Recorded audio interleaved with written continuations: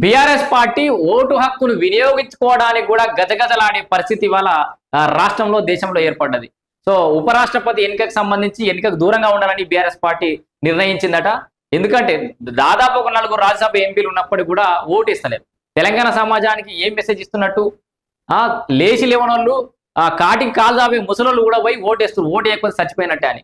మరి అట్లాంటి సందర్భంలో రాజ్యాంగం కల్పించినటువంటి హక్కు వినియోగించుకోవడానికి ఎందుకు తటపడాయిస్తుంది బీఆర్ఎస్ పార్టీ? ఎందుకు భయపడుతోంది? ఇండియా కూటమికి ఓటేస్తే ఆ కాంగ్రెస్ బీఆర్ఎస్ ఒకటే అని ప్రచారం పోతుందని అటొక్క భయం, ఇటు బీజేపీ అభ్యర్థికి ఆ కూటమి అభ్యర్థికి ఓటేస్తేనేమో అటు బీజేపీ బీఆర్ఎస్ ఒకటే అని ఇక ఉన్న నిజాలు బయటపడతాయి అని అటు భయం. ఇంత భయపడకుండా ఒక నిర్ణయాన్ని చెప్పడానికే భయపడుతున్నటువంటి పార్టీ రేపు పొద్దుగాల తెలంగాణ రాష్ట్రాన్ని ఏం ఉద్ధరిస్తుంది, మళ్ళీ అధికారులకు వచ్చి ఏం ఉద్ధరించేది ఉంది వీళ్ళు.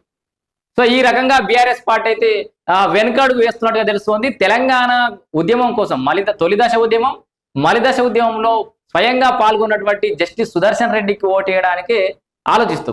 సో ఆయన ఏ పార్టీకి సంబంధించిన వ్యక్తి కాదు, పార్టీ చాలా రాజకీయాలకు దూరంగా ఉన్నటువంటి వ్యక్తి. తెలంగాణ ఉద్యమంలో తొలి దశ ఉద్యమం, మలిదశ ఉద్యమంలో పార్టిసిపేట్ చేసినటువంటి తెలంగాణ బిడ్డకు ఓటు వేయడానికి ఆలోచిస్తున్న ఈ పార్టీ రేపు తెలంగాణ ప్రయోజనాలు కాపాడుతుంటే ఇట్లా నమ్ముతాం మనం. మళ్ళీ అధికారులకు వస్తారంటే ఏదో ఉరగ పెడతారట. తెలంగాణ సమాజం అంతా ఆలోచించాలి.